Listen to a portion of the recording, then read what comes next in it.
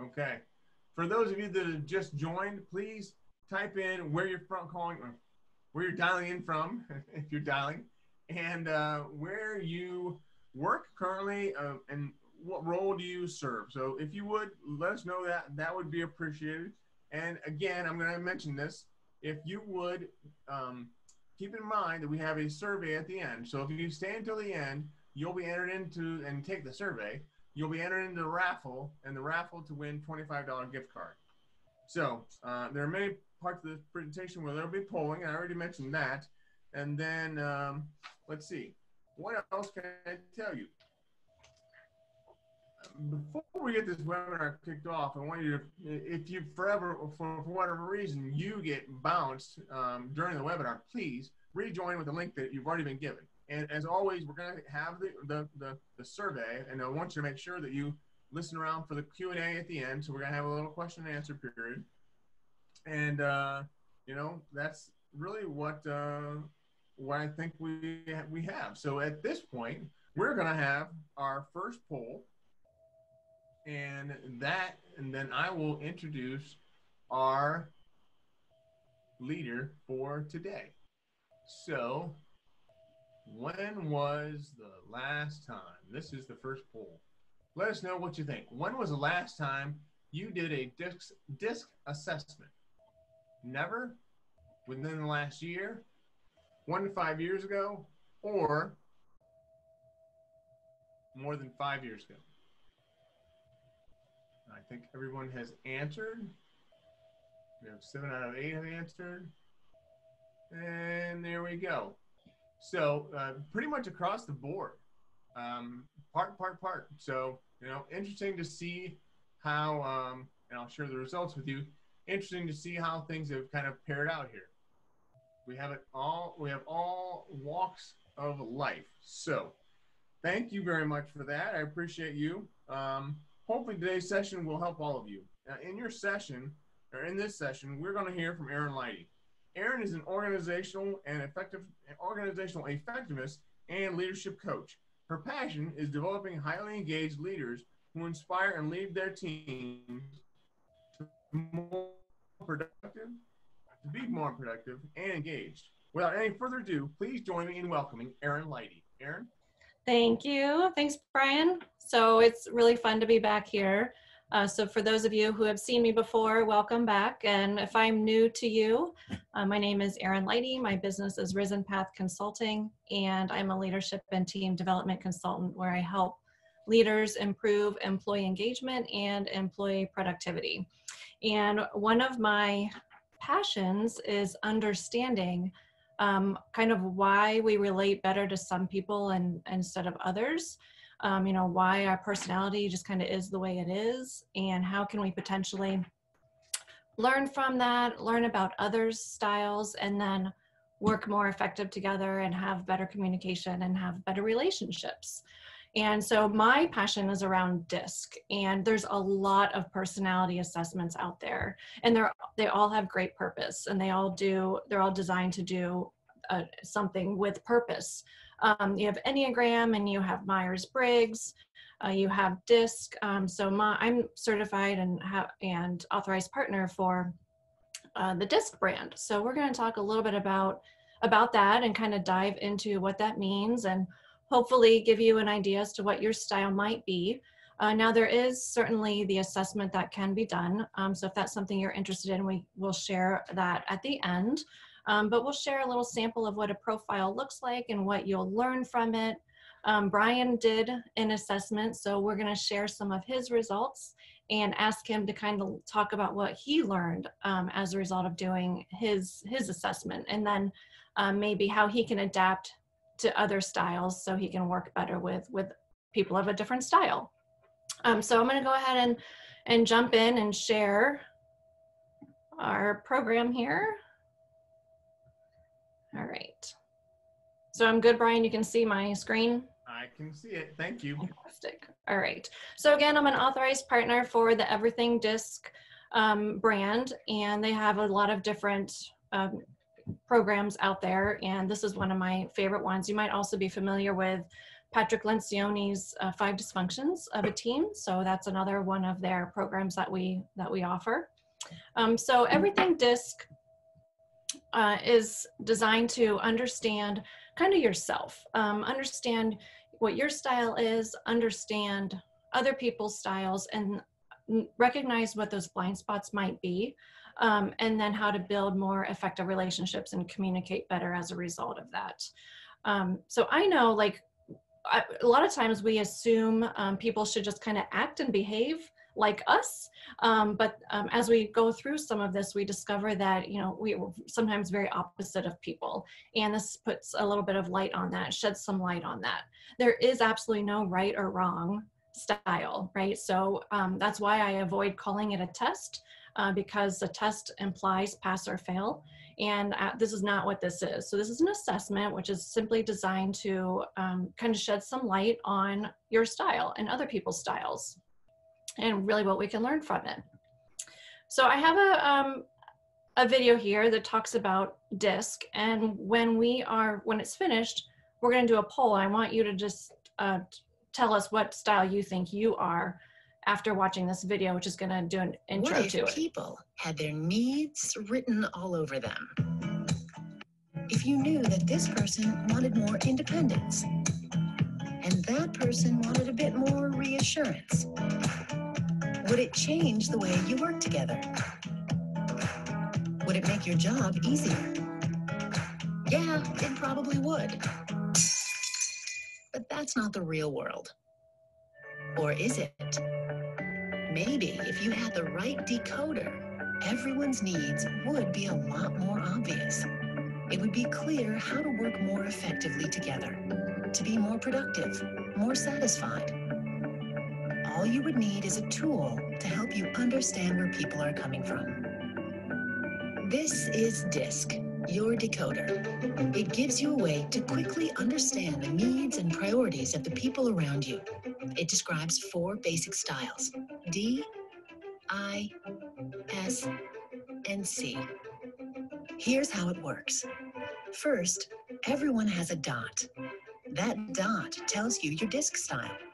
For instance, if you have a D, or dominant style, you probably drive toward results, insist on immediate action, and challenge the status quo.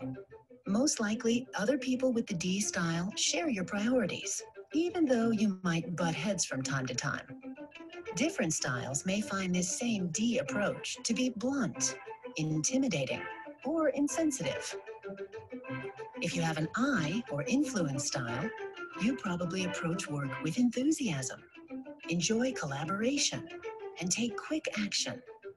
Others with the I style probably find your energy exciting, even if the two of you are a little too optimistic at times.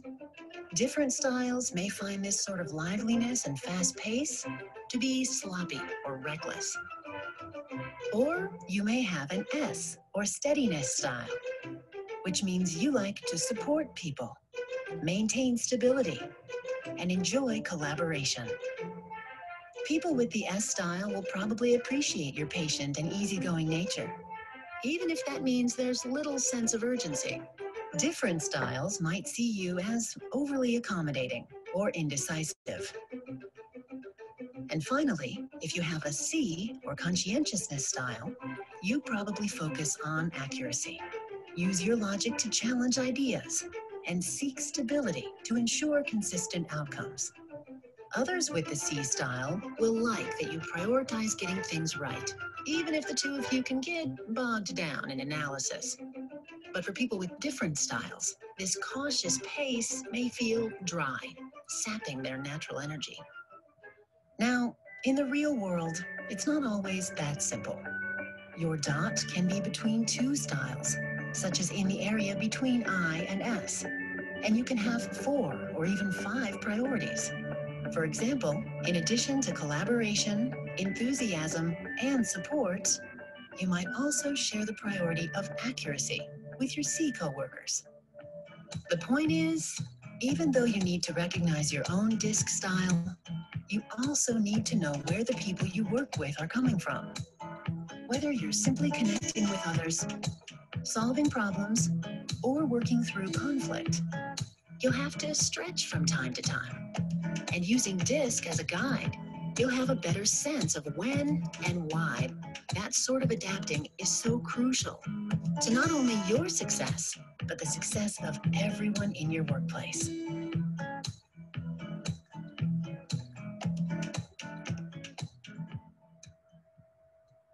All right, so that's an overview, a brief introduction to DISC. So based on that, what style do you think you are?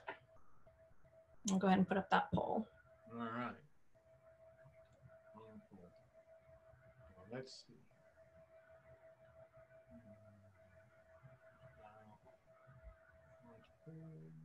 Yeah, there you go. What do you think you are? What do I think I am? No. Oh, yeah. Oh. What do you think you are? Well, I know what I am. What do you think you are? I know what I am. Do you think you're changing at all? You know, that's a really good question. And that question comes up at all of my workshops. People can change over time, but it's based on like life events. So, you know, if there's a significant life event that may potentially cause you to change, you're not going to change by much.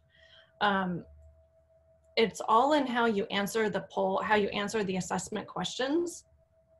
All right, so we have a few D's, I's, and S's. Good.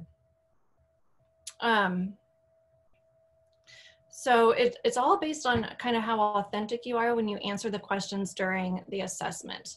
And I have a good example. I was talking to somebody who was in an accounting position, and accounting, you have to be detail oriented. So she pretty much answered the questions around being detail oriented because she knew her job required that.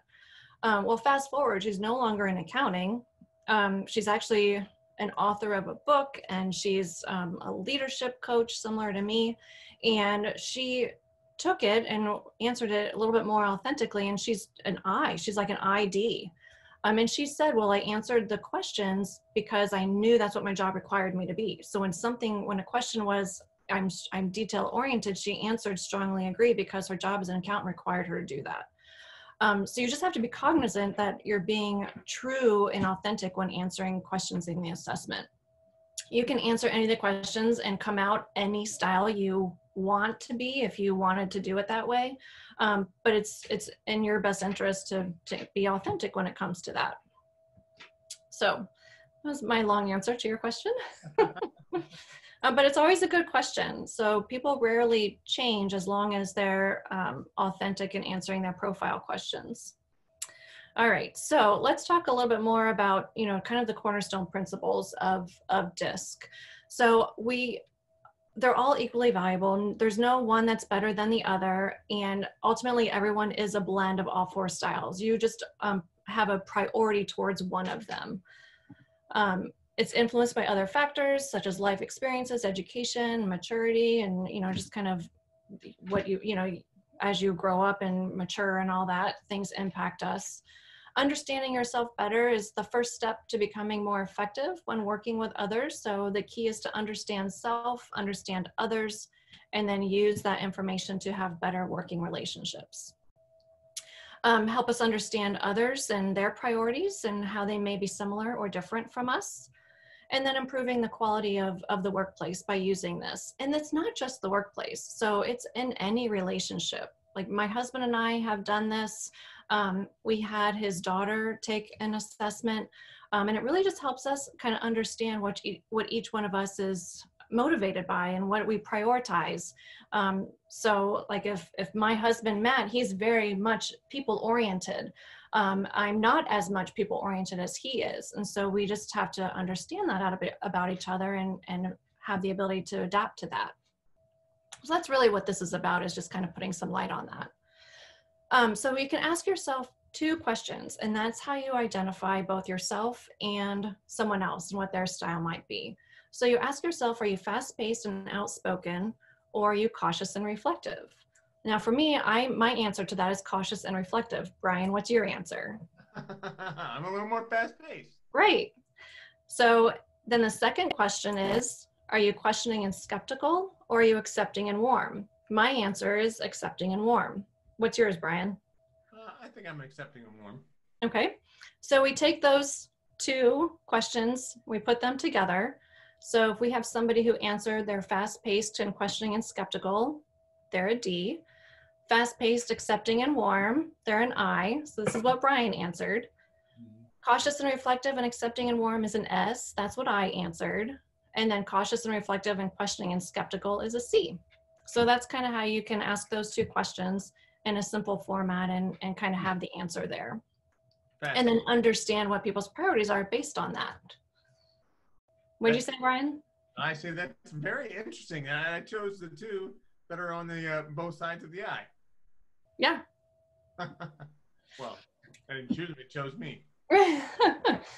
So this is kind of what a result looks like when it comes to your dot that the video talked about. So we have 4 letters, but within each side of these letters, there's 3 different choices. So it ends up being 12 different options. So you can have a little bit of both, right? So you can land in the ID and have some of the dominance as well as influence. You can be in the SC and have some of the conscientiousness as well as the steadiness. So based on how you answer a profile, that then determines where your dot is.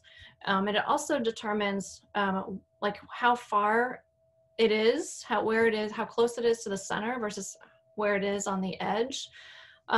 So slight, moderate, and strong. So we would, in the upper right, we would call that a strong eye because you're closer to the outer rim. Now imagine if I were to put a rubber band on that dot there on the right-hand side, and then I'm going to stretch it all the way to the edge of the C. So that's going to take effort and that's going to take energy. And that's similar to like the effort and the energy that somebody with this style on the outer rim of the circle, you almost have to put more effort and energy when it comes to adapting to that C style. Now, once again, we all have all pieces of each one. We just have a preference towards one. And then when it comes to adapting, where our dot is in that circle kind of helps us understand the energy and effort we might have to put forth to better adapt and understand the other style. So that's what the significance is when it comes to the location of the dot. And then we talked about, the video showed words around the circle, and those are the priorities. So if somebody is an I, their priorities are action, enthusiasm, and collaboration. And then sometimes based on what other things that are important to them, they may stretch to another priority. For example, this one shows shading around accuracy. So somebody, accuracy is uncommon for an I, for that to be a priority for them, but how they answer the questions, you see the shading there. That means it's a priority for them. And this is all what gets uncovered in your own personal profile. And then we're going to talk a little bit about Brian's eye style. So these are Brian's results. So he's an I. So he's right in the middle of the eye and he's on the outer edge. So he's considered a strong I.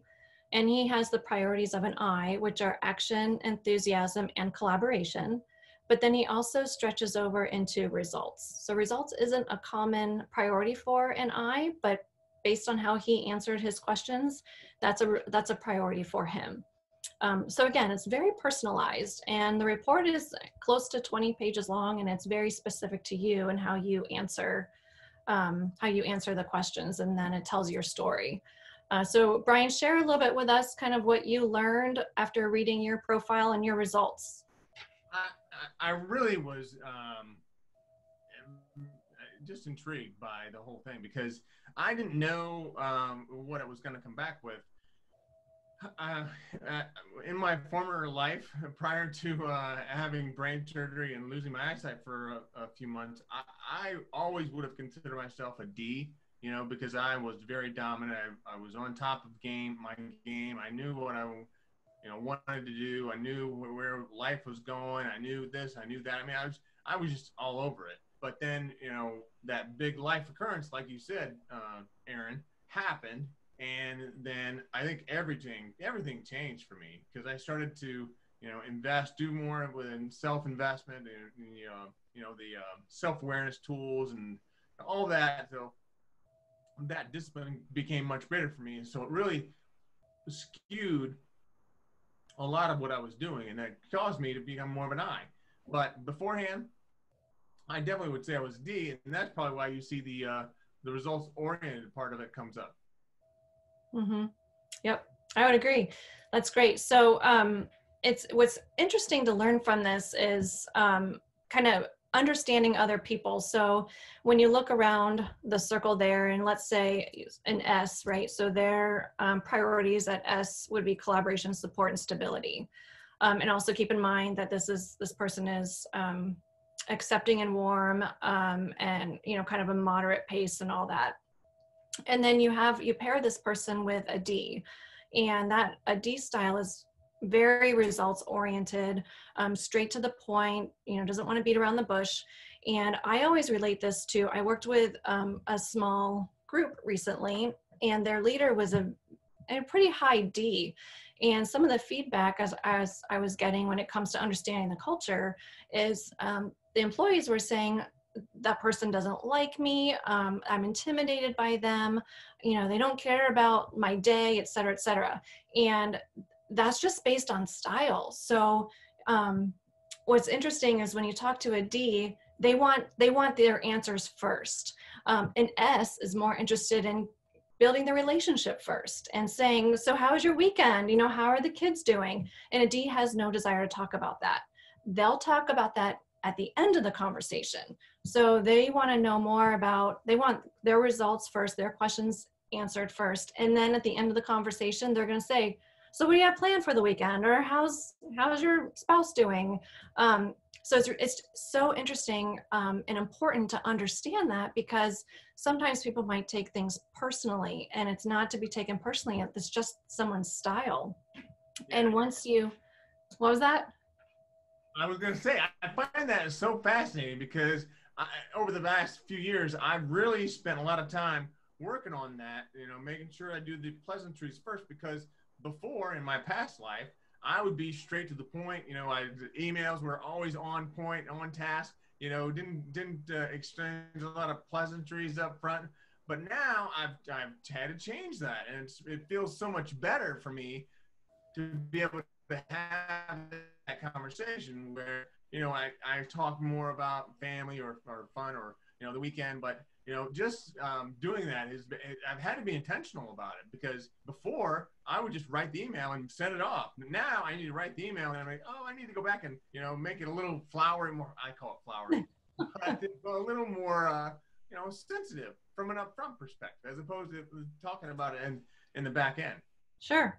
Well, it's important to know who your audience is and who that email is going to. So if that email is going just to one person, that one person is a D, so it's thinking through. So, ask those two questions, and determine what their style is. So if that person's a D style, they don't want to have to read through fluff. They want their questions answered.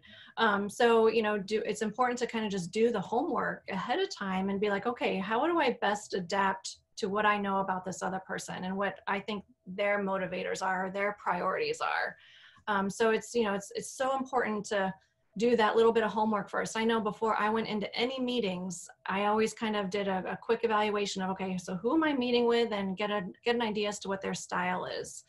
In fact, there was one company I worked with, and they all had little cheat sheets in their cubes. So you would have, you would say, I'm an S, please respond to me this way, or please approach me this way. And one company shared a really funny story where they had an IT person who would just kind of barge in and sit down and take over and fix the computer. And he intentionally would stop walking, look at their little sign in their cube, read it. And so he apparently went into somebody's cube, was ready, all gung-ho, was going to sit down and fix everything, stopped and read their sign, and it said, please say hello to me and ask me how my day is. And he just went, so how's your day? So it's fun to have those little cheat sheets, because then, it just makes for, a really good culture, and people are more cognizant of adapting to other styles. So Yeah, it's fun. What's also fun is, for people who are in the sales world, there's a specific profile dedicated to salespeople, and it tells you how to identify what a client might be, and how to have the conversation around selling a product, Really? and what each style is motivated by. So once again, your D's they want to know about the cost. Your I's, they want to be the ones who are the first to try any new thing. So they're the shiny new object person. Your S's, they want the relationship with the salesperson. So if you're the salesperson and you build that relationship and then you turn them over to somebody else, that's actually going to upset an S. They buy from people they like. And then the C, they want proven product. So you have to come in with data and prove that yours is better. So you compare the C style with the I style, where the I style wants the next shiny object and the C style wants a proven product. That's opposite of each other. So you have to make sure you're choosing how to approach someone based on their style and what their buying style might be. So that's a little trick to the trade there too. That is very interesting. I need to just look at that sales. Yeah. That would be cool. Okay, so moving on a little bit more into Brian's I style. So part of his profile tells him some of the things that will motivate him, and then some things that may stress him out. Brian, is there anything on the motivated box there that really jumps out, that really rings true to you? Oh, on the motivated box. Which one do you mean the motivated box? The one on the left? Probably enjoy these following aspects. Yeah. So meeting new people. I love meeting new people. That's really what I said all along when I was a client rep at IBM.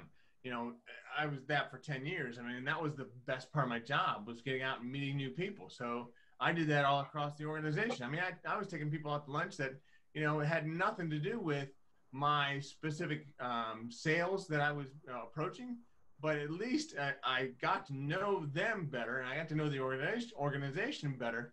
But then there was also a connection. At some point, there became a connection. So it's like that 6 degrees of Kevin Bacon. Having that knowledge about that person really helped me. So knowing people definitely jumps out at me. That's awesome. But I mean, there are many more that really come to my attention. So having people, creating enthusiasm with people, that's a large part of what I do with my speaking. The speaking career is getting people enthused, getting people to understand how they can live their life differently, to understand how they can be motivated to do more with what they have, understanding that they really are awesome, and getting people to feel awesome inside. That sense of enthusiasm is it's the best. It comes palpable at times. Mm-hmm. Yep. And then on the other side, aspects of your work that are stressful for you, what are some of the things that stand out in that one? Oh yeah, giving somebody unpleasant feedback, I don't like that. I'd rather not do that if I didn't have a choice. Didn't have to. I don't really say that about facing the possibility of failure. I mean, that's one of those things where I don't perceive failure as a not so much an option, but I don't perceive failure as an ending point until I stop trying. So that isn't that much for me, but being able to unable to use my own intuition. My intuition's not that good, so that would be a fearful aspect of me. I mean, I can tell you my wife has much better intuition than I have, so I look at that and I'm almost not using it is probably the best thing for me. So let's leave it at that. And what's interesting is when we look at what might be, a motivator versus a stressor, these could be the opposite for someone. So what is stressful for you is going to be a motivator for someone else. What's a motivator for you could be stressful for someone else. So it could be stressful for someone to be around a lot of people who are very enthusiastic and very lively. Somebody could potentially find that stressful.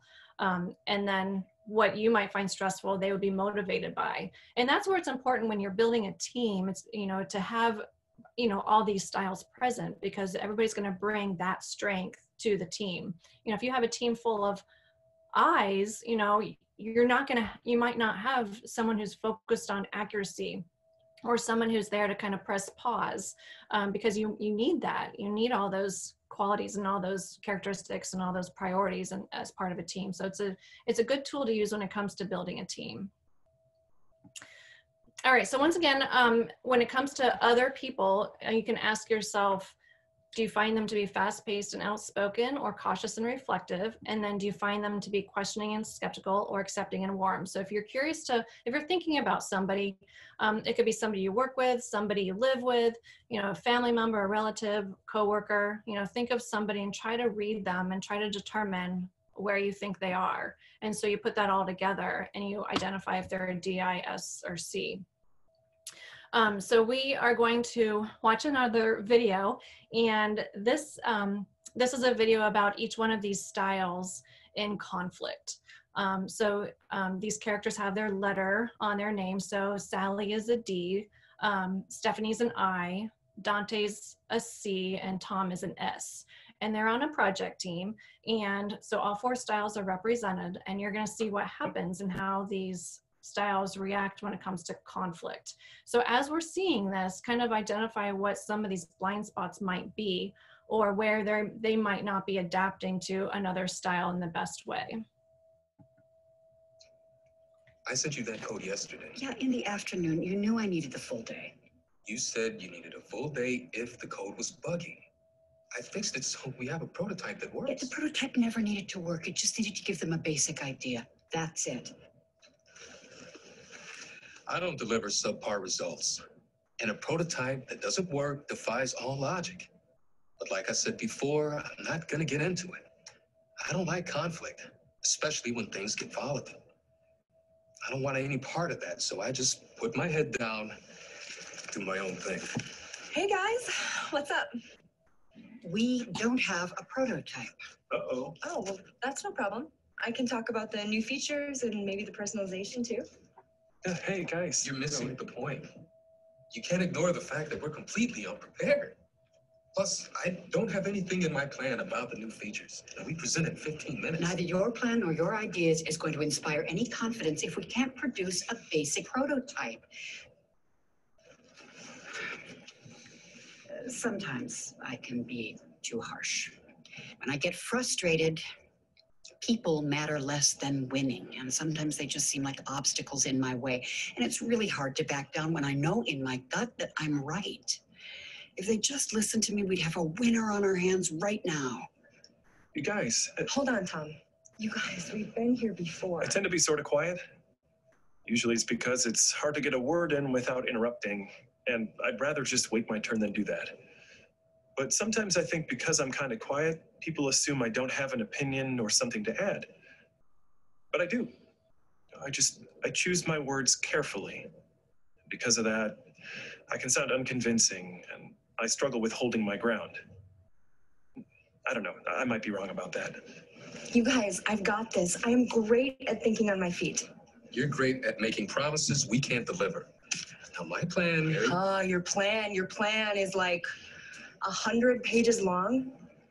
Nobody is ever going to read that. I don't know, Stephanie. I think it's kind of risky to go in there today, you know? What? You too? Yeah, I think we should all agree on what we're going to say before we go in there. And what have you done, Tom? I'm the only one who is trying anything. I've worked on a presentation.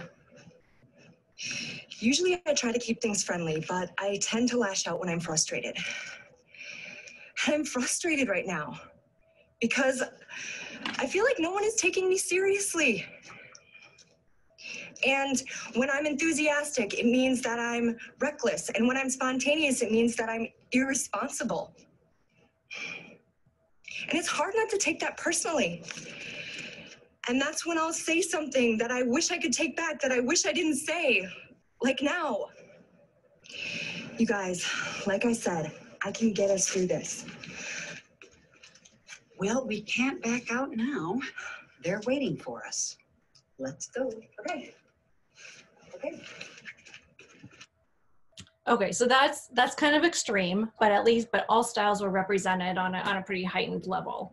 And when I taught this class in one of my workshops recently, it was interesting because I actually had someone who was on a team point to another person in the room and say, "Oh my gosh, so that's why you did that."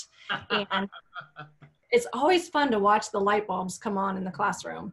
But they were on a project team. They changed the deadline. They moved the deadline up. You know, the one person, she was a C style. She freaked out because she wasn't ready. It wasn't perfect. And the I style said, "Oh, no big deal. I'll get us through this." And so that really brought this to life. And so she pointed her out and said, "Now I understand why you did that." So it's, you know, it might be extreme, but it also probably rings with some truth to some of these project teams we might have. So what did we see as some of those blind spots when it comes to styles and conflict? Yeah. So from my perspective, do you want them to answer as well? Please, yeah, sure. Go ahead and jump in. Add some comments. Yeah. So I mean, and anybody else wants to comment, please put in the chat box what your comments are. So, you know, the one thing I see from the I style, you know, she was all very nice and very, you know, able to, you know, go this way and go that way, and we'll make it. It'll be just fine. We'll talk about the features and all this. But then when she got into a situation where, you know, she didn't know what was going on, or she felt, you know, threatened or whatever, she got really upset. So I am the same way. I get mad when I don't understand, you know, how things are going, and I get mad when I don't understand everything that I should. So that's my perspective.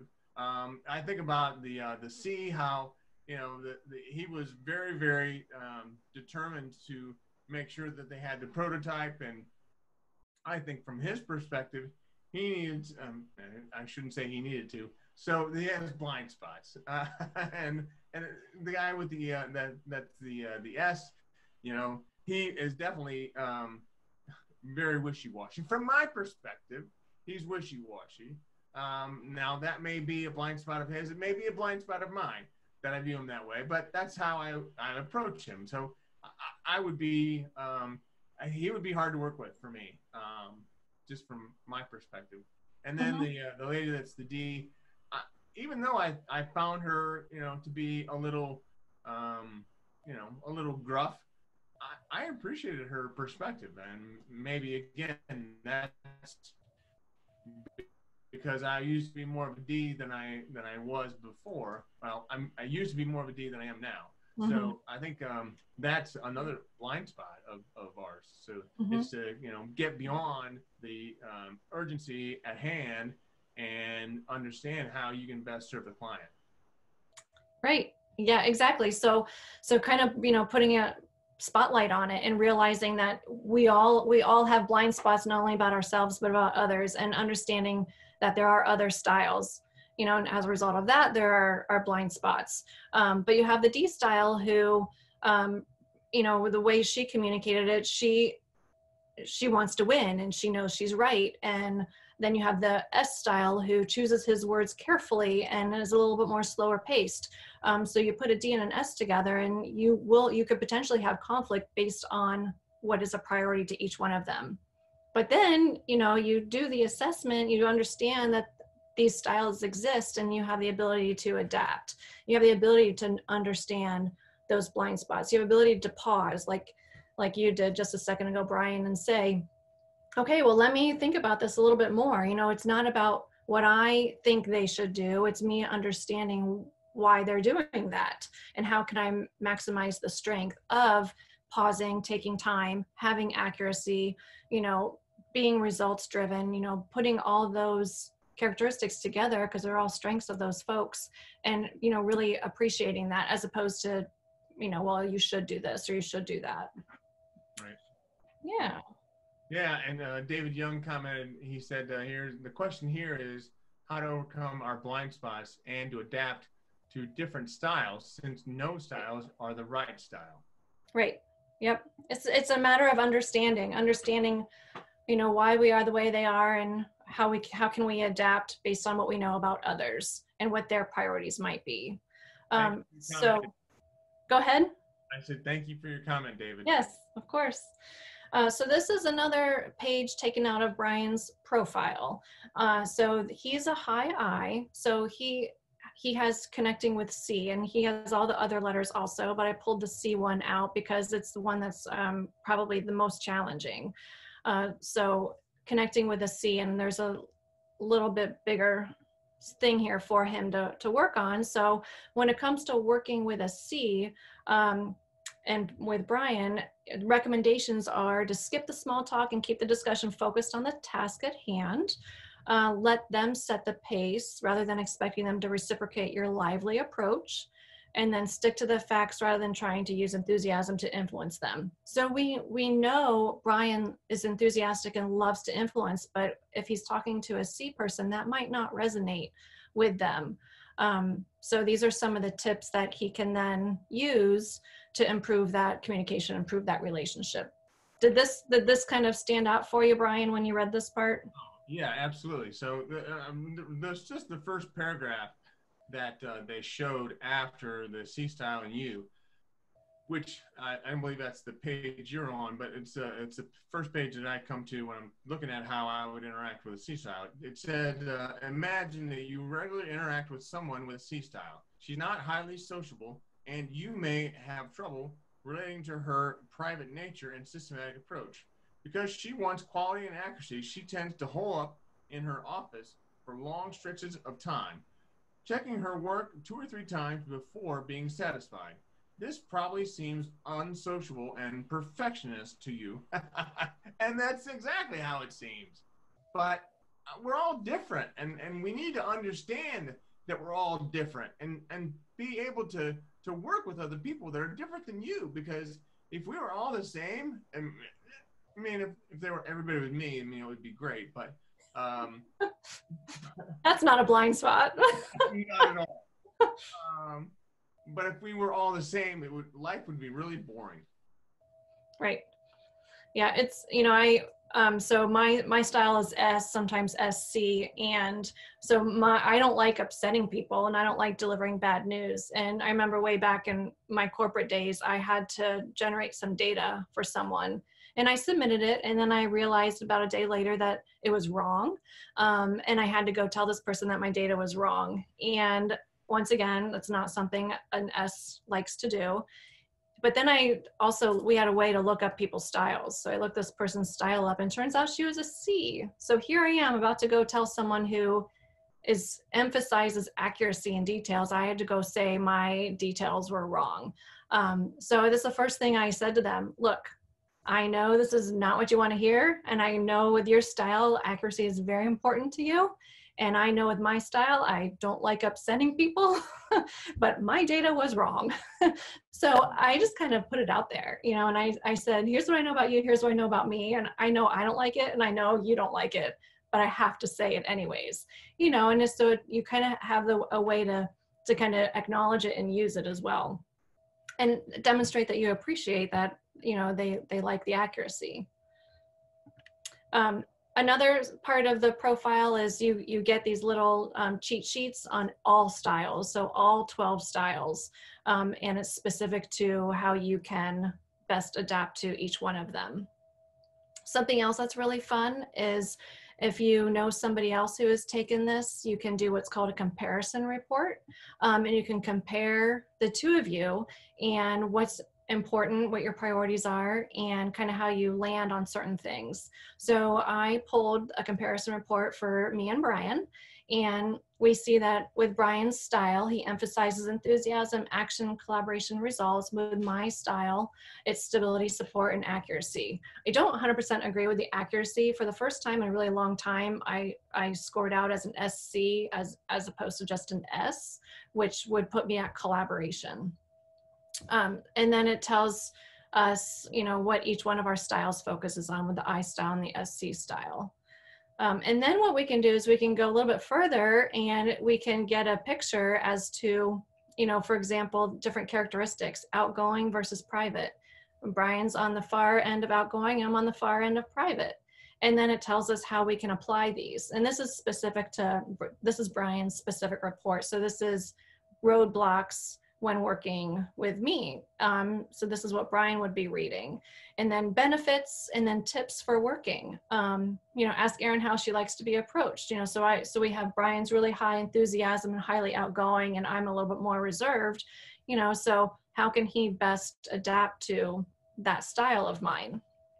So it's really fun to take the two and see how you compare. It's really fun to do it with your spouse too. Another one is skeptical and accepting. So we both are on kind of the accepting end, Brian a little more so than me. But again, same thing, roadblocks, benefits, and then tips for working with me. Encourage Erin to challenge your ideas and return the favor.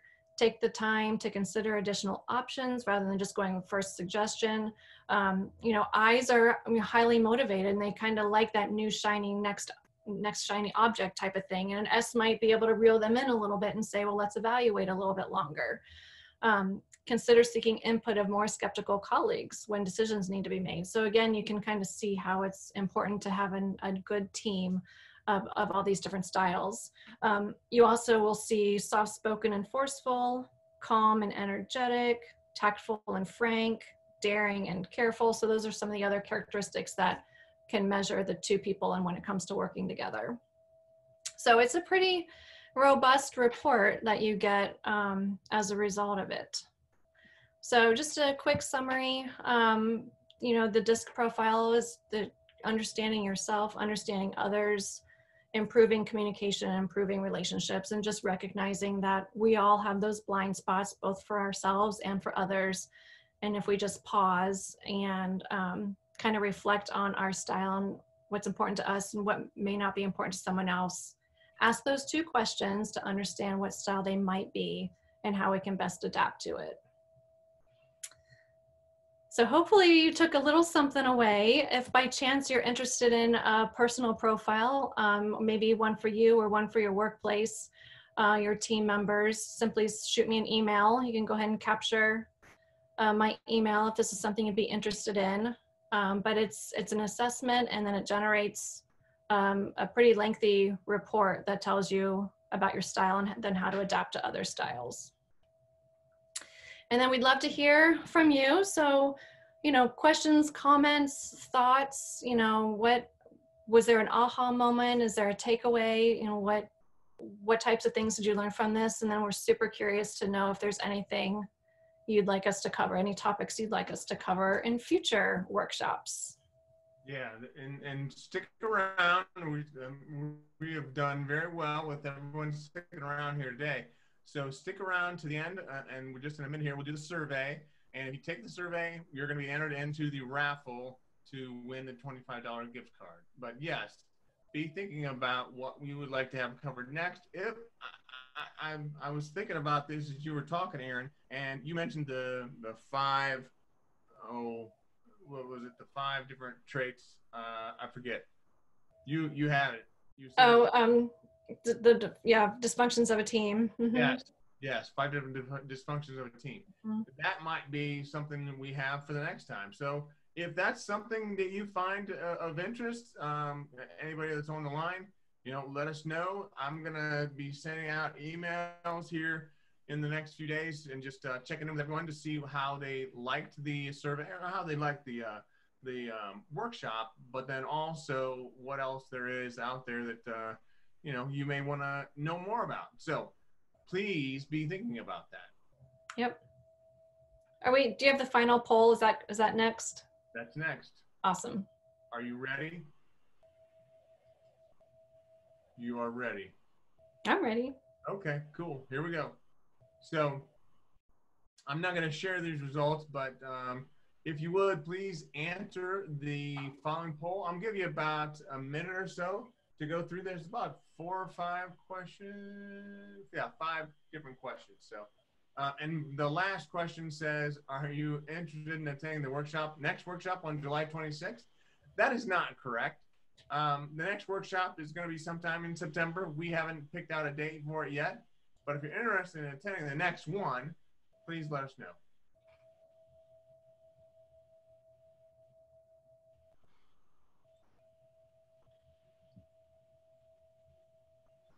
All right. 6 out of 7 have filled it out. Another 10 seconds and another 5 seconds, and we should be done. Awesome. Thank you very much. Well, I appreciate you all being here today. Thank you, Erin, for leading another great workshop. I thought this was awesome. Hopefully, we'll continue to get some response from people in terms of what they might want to hear about, and we'll see you next time. Wonderful. All right, you guys have a wonderful day. Have a wonderful week. All right. Thank you. Bye. Bye.